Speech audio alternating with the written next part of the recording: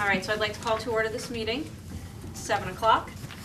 It is April 6, 2015, 7 p.m. This is the East Long Meadow Public Schools School Committee meeting. The meeting is being both audio and video recorded. And if we can all please stand for the Pledge of Allegiance. I pledge allegiance to the flag of the United States of America and to the republic for which it stands, one nation, under God, indivisible, with liberty and justice for all. Thank you. And then we'll just have roll call, and we can start on my left again tonight. Elizabeth Marcin Boucher. Gregory Thompson. Rich Fitzgerald. Deirdre Mayu. Gordon Smith, Superintendent of Schools. Bill Fonseca. Terry Oliver, Assistant Superintendent for Business. Kathy Saletti, Recording Secretary. Jack Monahan, Student Representative. Great, thank you so much.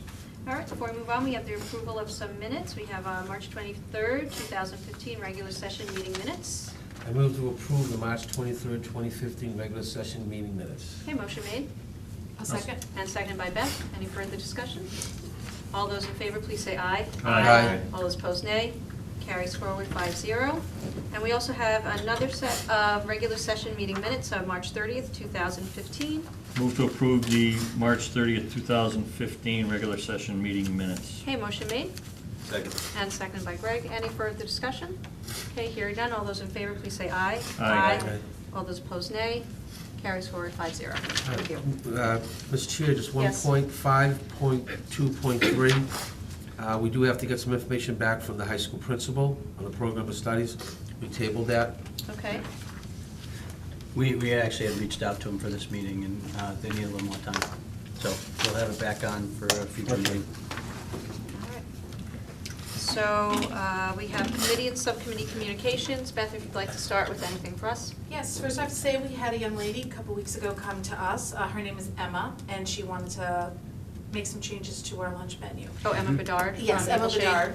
So on Monday of next week, I believe it is, Oh. they will be having grilled chicken, ziti with marinara sauce. There's strawberries, there's cucumbers. She can get all the best things. Oh, So, right. anyways, I believe it's next Monday that's going to happen. So I think that's Oh, kind that's of a exciting. neat experience for her.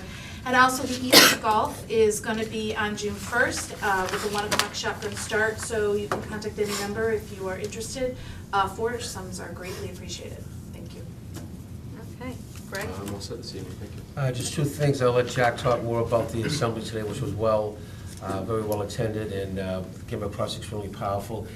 They had a little bit of a litmus test. I went to the art show, the Maple Shade Mountain View one, and enjoyed it, but I noticed that my colleague here, Greg, was talking to all the parents, and I was talking to all the grandparents. So I felt my age a little bit at the art show. I just want to make that known. Funny. Yeah, that was good. It starts to happen. Yeah, it does. Oh, that would happen. Bill, do you have anything to Oh, share with yeah.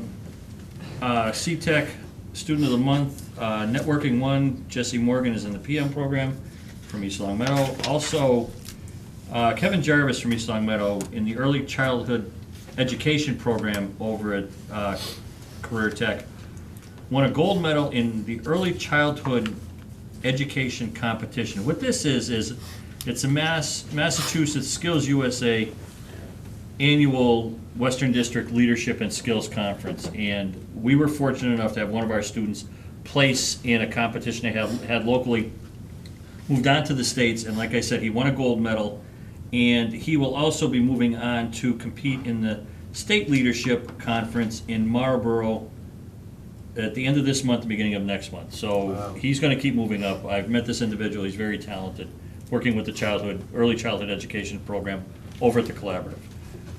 Also, the combined Birchland High School concert and chorus band concert a couple weeks ago was Oh, yeah. a great Yeah, show. And I also Yeah, and I was with super Mr. awesome. Vacero as he was talking about the litmus test that he did perform with the grandparents over at the art show, and that was a great event too. Yeah.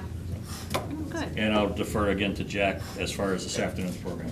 All right, so Jack? Yeah, no, spotlight's so we yours. got Chris Herron on today, who's an ex-NBA player, and he talked about his struggle with addictions.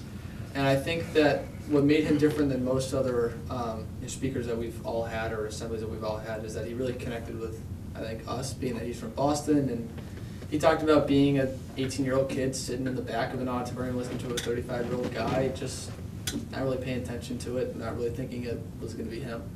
And so I think that, you know, the general consensus of, you know, everyone that I've talked with is that everyone, he kept our attention, and it was just powerful. And I think no one really, we all kind of went in there like not really expecting it to be kind of really what it was.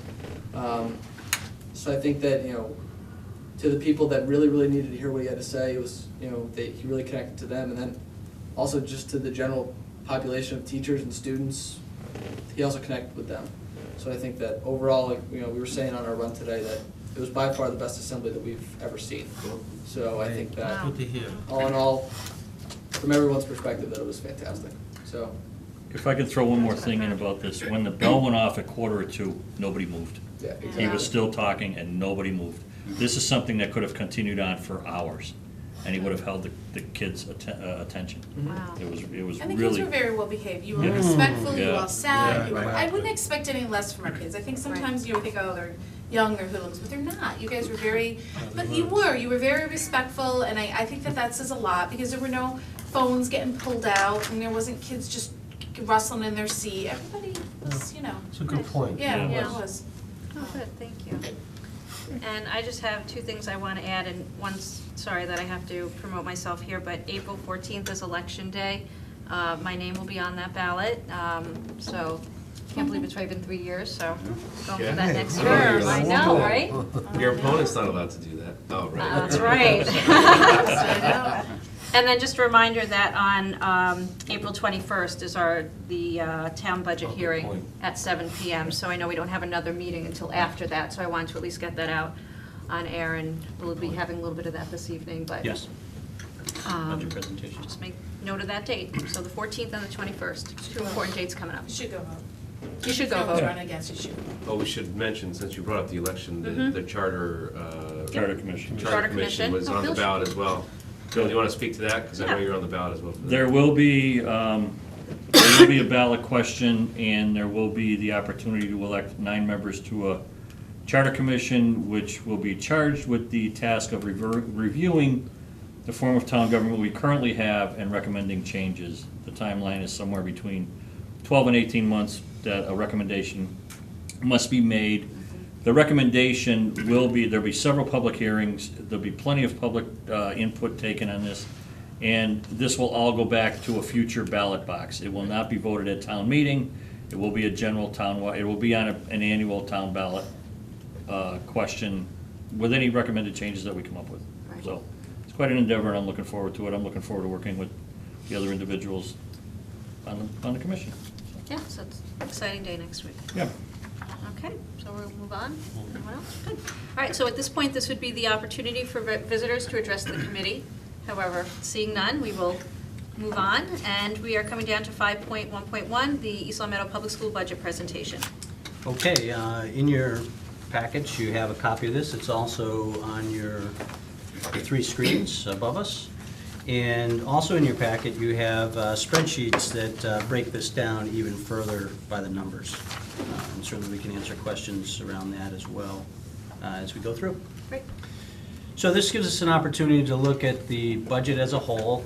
It's been a pretty long development process that started in really late November and is ending with the town meeting in May.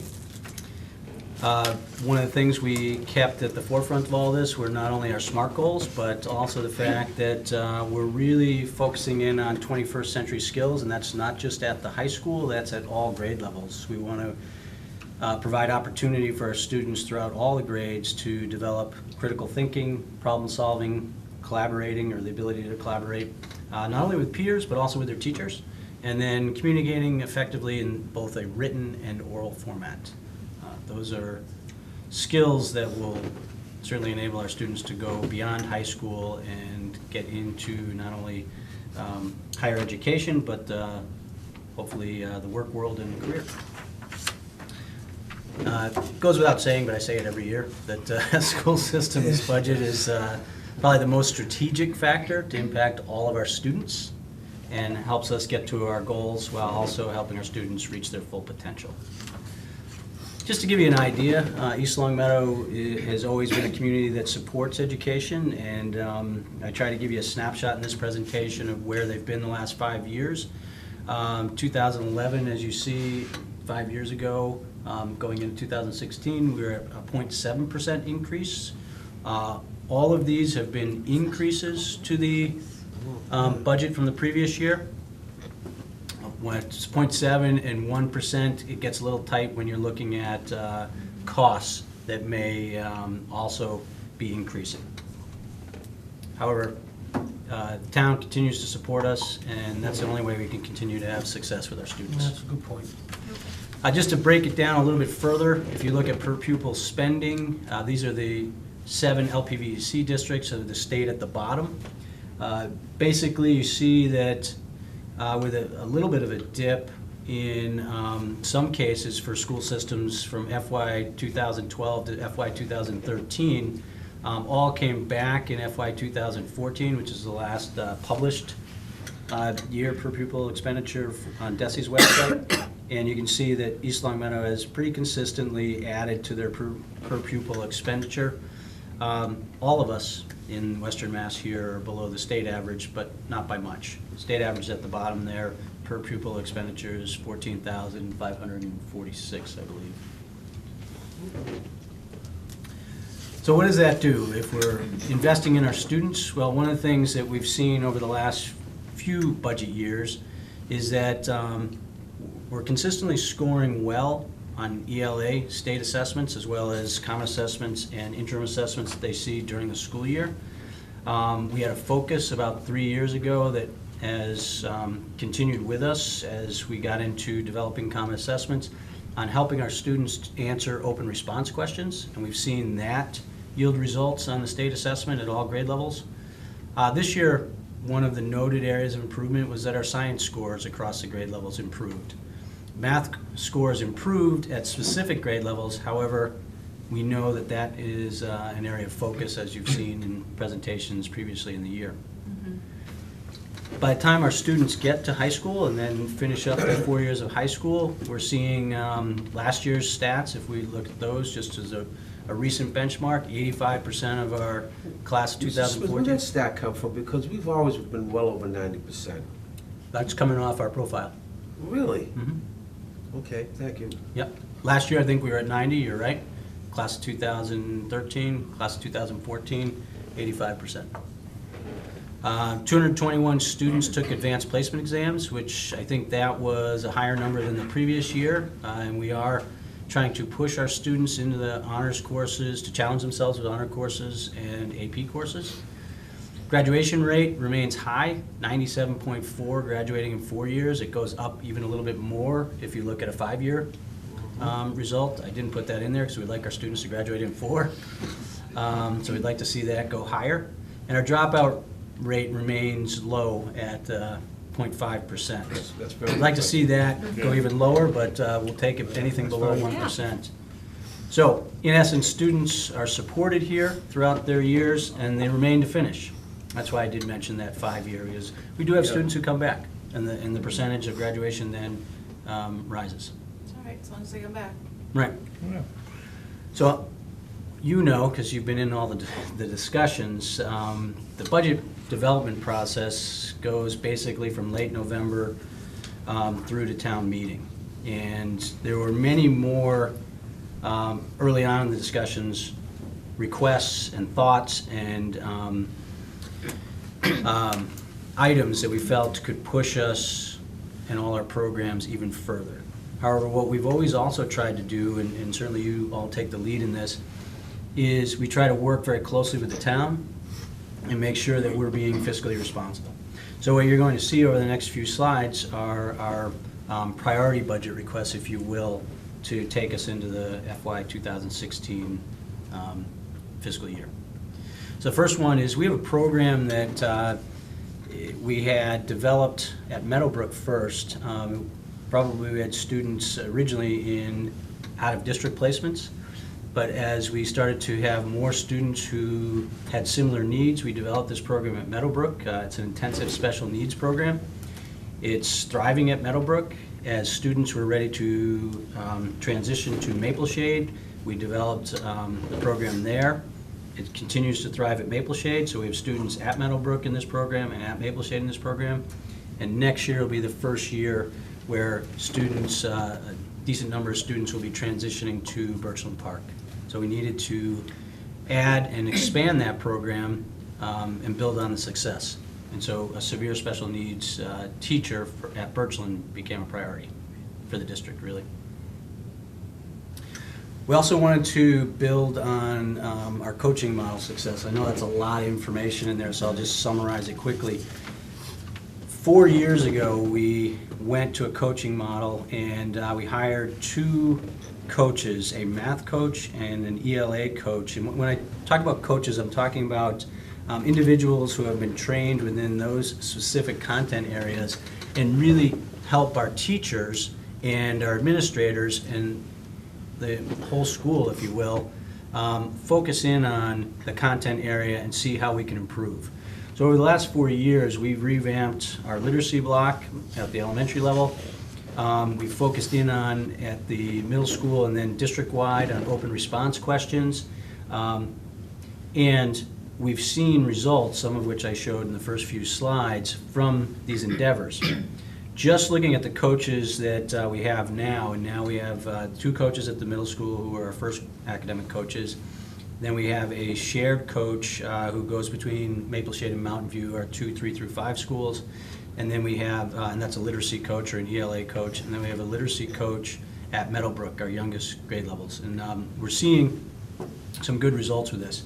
Just to give you an idea of where the principals and the coaches at these various schools will be in terms of direct professional development, they're looking at Meadowbrook at possibly by the end of the year having about 720 hours of embedded professional development, whether that be direct coaching with individuals or small groups, or if they're directing something at one of the PD half days or full days. Maple Shade and Mountain View, the estimate was close to 800 by year's end. That might be a little high, but it's a good goal to shoot for. And then at Birchland Park, they're looking at about 750. And so that's pretty impressive. These are individuals who are in our building working, they're faculty members, so they understand the culture of the building, they understand where our students are, especially in those grade levels, and they try to focus in on the needs that we've identified as a staff. So what we'd like to do is add a math coach, because we've talked about how math is a district focus, to our 3 through 5 schools. We have a math coach who's been working very well at the middle level, and we'd like to put a math coach in place at our 3 through 5 schools. Continuing, this is actually an item that has been on our request, although it hasn't necessarily made the final request as we get to this point in the budget development process, but it's been in the discussion. The high school continues to have one counselor who is specifically focused on the freshman class and making sure that that transition and then academic planning for their rest of their high school career goes well. Works very closely with our counselors at the middle school as well as the middle school administration. However, it's challenging to do that, and I think parents have also recognized this, because if you're not 1.0 in terms of working 5 days a week, but you're working really a 0.6 or 3 days a week, it's difficult to implement a full comprehensive guidance curriculum. And that's what our counselors seek to do. And I think that unfortunately, because of having one counselor who really was working part-time, that's been challenging to do. Next year's class is bigger than this current class. You have 223 students coming in. And so we seek to move that guidance counselor to a 1.0 full-time. Plus, she also does incoming freshmen, and then she does the all the freshmen going into sophomore. does all the transition work, So she right. really is doing 2 scheduling for these kids. Right. And there's a whole realm of interest and challenge that goes into transition work, and she does an exceptional job with it. So all of that, again, we talk about trying to stay fiscally responsible. Those are 3 areas where we feel we can really push forward and impact the most students. And that brings us to an increase of roughly 2.1% over our last year's budget, which would be a budget for the fiscal year 2016 of $27,998,479. Questions? Any questions? Well, I think a compliment, I think that for 2.1%, we feel like we're getting an awful lot. I know. Yeah. I really do, I think. I think we are. Good work on central office's part, leadership team, as far as providing us with the information we needed to make the necessary presentations. Very well said. I mean, we have a good working relationship with appropriations, and we understand that there's only one bucket of money and that everybody's got to, dip in and put it in their needs and everything, but we understand it's an exhaustive process, but we do have a good working relationship. I can see that continuing for years to come because they clearly support education, and it is a pleasure to work with them. I'm thankful that we were able to arrive at this budget because it clearly shows that we're still going to invest in our education here in East Long Meadow, and we are still moving forward. And that'll include full-day kindergarten next year. Yes. Yeah. Yeah. That's, Big jump. that's a huge jump, and that's, I think, a huge benefit to the community, and certainly our parents of incoming kindergarten children are very happy. That's a good point. Yeah. Okay, so All we'll need a good work motion. then. Oh, sorry. No, it wasn't. You could say it's been a lot of work. It's good. So move to accept the EOPS budget presentation. Right, are we making a motion? You asked Yeah. for- We Yeah, we have to vote on it. accept it because we have to bring it to the Right. budget Yeah. hearing. We have to take it to the town budget hearing. Right. Yeah. All right, Did we- I'll second that. Okay, motion made and seconded. Any further discussion? I was surprised how concise Mr. Smith was. Is that part of the motion? And I think, Well, that's part of the I think discussion. he did a very good job of giving us a snapshot. Yes, Use that word. good word. I may expand upon it at the town budget hearing. Okay. That's You okay. made all the work behind it look simpler than it was, so. Yeah. Right, Yeah, yeah. so. And one other thing is Terry takes her final lap around. Yeah. Oh, that's Yeah. right. Thank you, Oh, yes. Terry, Yes. for your final budget presentation. Yes. Yeah. Thank you. Thank you. All right, so we'll take a vote on that. All those in favor, please say aye. Aye. All those opposed, nay. Carries forward 5-0. Thank you. Okay, moving on, we have old business. We have 6.1, the East Long Meadow Garden Club Chestnut Trees Update. So, I don't know if you'd like me to walk you through it, or do you want to? Well, I'll just mention that we that's had fine. a discussion about the chestnut trees that they wanted to donate this year for Arbor Day. We went to vote on it, but we kind of stuck on the point of the agreement with this foundation, I think got a little too technical. And Yeah, it seemed George Kingston did meet with town council, and they just felt that for a public area, the trees weren't a good fit. There were too many guidelines, too many conditions in which to accept the trees and maintain the trees, that they just said it really is. And I think the foundation is kind of coming into this with other places, not just us. You know, it's not that we didn't want them, it just had too Right. much attached to it. Be one thing if it was private land, but the fact that it was public land, it's too much. So that was just the update. So they don't have right now for Arbor Day this year, I don't know if they'll be getting any trees to us, or if they're just gonna get another type of chestnut tree. I have not heard Yeah. anything. Certainly there'll be, I don't know if they're called saplings, if they're Rosa Sharon bushes, but something for the students during Arbor Right. Day, but not necessarily a gift, which they traditionally do to the school department. Right. So I just wanted to update everyone on that. Great. Okay. So we can move on. We're gonna move on to 7.1? new business, 7.1, participation in school choice. Annually, school committees are required to have this discussion and then vote as to whether they want to participate in the statewide school choice program. East Long Meadow, I don't believe, has participated in the school choice program for more than at least 15 years, I think. So that's something that certainly you've been part of the discussion for the last few years, all of you, and it's something that we have to discuss and then ultimately vote on whether we choose to not partake in the school choice program, or we choose for next year to partake in the school choice program. And just by way of introduction, If you were to enter into the school choice program, it's entirely up to you in terms of designating where students would enter. And then it becomes a lottery process, and we'd have to post not only where we have openings, but then what the application timeframe is and when the lottery would happen.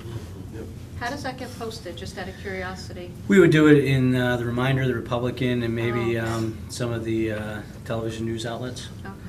So it really We could doesn't also go to put it up on our schools. webpage. Okay. Yeah. We do get inquiries. Yeah. Yeah, So so we're one we of the few do. districts that More than doesn't one. do Every it, day. right? Yeah. Yeah. I'm sorry? We're one of the few districts that does not do it, Right. right? Right now in the LPVC, Ludlow does it, Hampton Wilbraham actually takes in quite a bit. Long Meadow does it. Long Meadow Long does Meadow it. does it on a much smaller scale. Right. Long Meadow had probably 4 years ago, maybe 5, had exited the school choice program. Generally, if you do that, you grandfather your students, so anyone who's in the district already under the program can continue on to graduate. And I want to say 2 years ago, they re-entered, and they do it at very specific grade levels. They'll say, okay, I'm just picking a grade level. Grade 2, we have 2 slots. What I've found, having been a principal in a school choice district, generally your interest is in your entry-level grade, specifically middle school and high school. So, 6th grade or 9th grade, that's where more of the parent interest seems to be. I don't know, Mrs. Sleddy, I know we receive calls pretty frequently. It is mostly middle and high school. Right, The majority for high school. right. And your recommendation and the leadership team's recommendation? The bubble right now is actually at the high school. The middle schools is down about between last year and this year. Oh, no, I take that back. They're up 20 students. So the middle school and the high school have more students this year than they had last year. I think we always have a pretty sort of wide-ranging discussion with the leadership team. I don't think anyone, if the school committee said we would like to see grade levels and get recommendations, we didn't get to that level. If the school committee chooses to not participate, leadership team's probably fine with that, given just the focus of the many different challenges that we Right. focus on a daily basis. And I'm sure if you wanted me to ask for recommendations at what specific grade levels, I could do that. Right. Our elementary schools, we don't get as many requests on that. Grades 3 through 5, we're seeing a little bit of a downturn, mostly because our kindergarten has been lower over the last few years, and now that those classes are reaching 3 through 5. Right. Right. However, with that said, this year, Maple Shade has a higher enrollment than Mountain View, and Maple Shade is a smaller school in terms of the building. Square footage. Right, thank you. Square And, footage.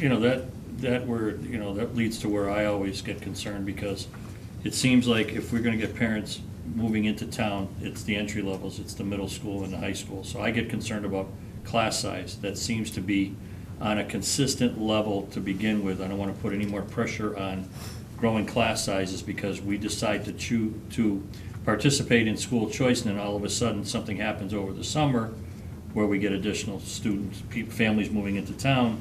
This is still a very desirable town to live in with a very desirable school system. Right. That's why I've always never supported school choice. Yeah, they still just pay $5,000 per student.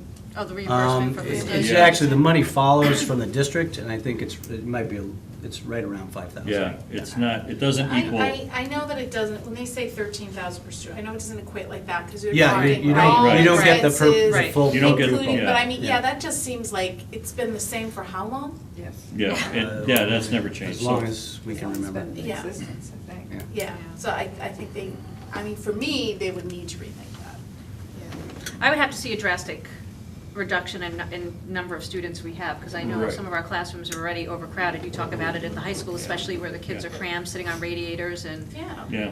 I remember especially at Birchland at one point, the Oh, group was coming through, yeah. you know, but Right. yeah. So. Okay. all right, well, it's just a discussion, Right. so we have time to think about it, make some, Well, you can vote on it tonight. Let's do it. I'd say let's Or vote. you can table it. You have to do it in the affirmative, right? Yes, So you I'm gonna do. make a Yeah. motion to accept participation in the school choice program. Okay, Right, the motion would have to, yeah, just as Year. you're saying, would it be in the affirmative? Right. And then, Right. So, motion's been made. You want to specify the year? Oh. 2015, 2016 school year. I'll second. Okay, motion made and seconded. Yeah, yeah. So again, before we just make the vote on it, by voting yes, it means that you are in favor of school choice, correct? And then by Right. voting no, you're not in favor of school choice. So all those in favor, please say aye. All those opposed, nay. Nay. Okay, so it doesn't carry forward, 0 to 5, thank you. Okay, got that out of the way then. Yes. We have 7.2, policy JJH, student travel. okay, this is it's a poor pun, but a well-traveled policy. The policy subcommittee has seen it a few times, as have you. Due to some of our recent school committee discussions, the policy subcommittee took a look at the regulations on page 2 in your packet, where it says JJH-R, and the bold type down under trip scheduling, under number 3, is where the paragraph starts, whenever possible, overnight trips should be scheduled on weekends or during school vacations to minimize lost classroom time. So that was in the policy already. And then the new information or element to the policy is if a planned trip requires students to miss time in school, the trip advisor must ensure that all students participating are in good academic standing, basically that they're not failing any of their courses. And that, the next sentence, prior to the trip commencing, a formal makeup plan must be developed for the participating students addressing the classwork that they will miss. The plan should be reviewed and approved by the building principal. I think this makes a lot of sense. I know we've had that discussion Good wording. before, yeah. But it is important, and I'm going to say that, when they're looking at the students and they're concerned about a class, the teachers in the class that's concerned if they're failing a class, that all grades have been posted. Right. So they're looking at a full complement of grades that the student has, because sometimes Right. things don't get posted, and Right. because they get bogged down with the Right. work they have to do. So I think that's important that we, No, it's a great point. we are Right. respectful of that And on this behalf is- of the students. This isn't to deter travel. Right. Well, personally, I love to see the travel. Right. I just get concerned with so many days missed out of the regular school year, or school days. Right, So this just ensures that, they don't fall behind. right, and that there's a makeup plan in And, place too. yeah, so. And I would think, and Jack, correct me if I'm wrong, you're right, people get bogged down at different times during the year, and so all work that's been turned in may not have been posted to the electronic grade book. However, I think most students will know that, and then will Yeah, certainly they do. seek out teachers to see, That's right. where do I stand on these recent assignments or recent quizzes or tests, and, we'll have that discussion, which I think is important. Yeah. Yeah. Especially if it looks like they're not in good academic standing in a specific class.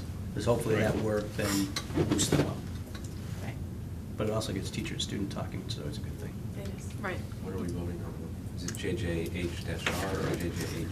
How does that work? The policy itself, that's a good point. JJH-R is the regulation, so sort of what the steps people need to take in order to Is the regulation make that happen. included in the policy? Is that? It actually is for this, it's not always the case, but for this policy, it It was. is. It was Okay. connected. So if And the we only- approve JJR, that will, or JJH? It- that The includes- regulation Yes. will be Regulation, okay. tucked in, yeah. Yeah, I'm comfortable with having a motion made on it tonight, so We'll wait for first pretty reading, yeah. Yeah, we can straightforward, waive the so we first can. reading. Yep. No, I move that we accept or approve policy JJH, student travel. Okay, motion made Second? and seconded by Rich. All those in favor, please say aye. Aye. All opposed, nay. Carries forward 5-0. Okay, moving down the list, we have 7.3, a memorandum of agreement. Okay, in your packets, we have a new memorandum of agreement for a successor contract running from July 1st, 2015 to June 30th, 2018 with our food service workers in the East Long Meadow Public Schools.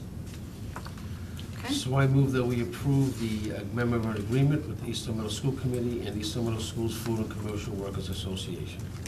Do you want to put in the dates through From, July? from 7/1/15 through 6/18. Okay, motion's I'll made, second. seconded by Beth. Any further discussion? Okay, hearing none. All those in favor, please say aye. Aye. All those opposed, nay. Carries forward 5-0. Okay, coming down that list, we are moving on to our recognition. So Jack, we want to thank you. And Don, did you have anyone set up tonight? Okay, so we are good with that. So with that, we need a I want motion. to thank you. Yeah, and thank you. Not that we don't want to thank you.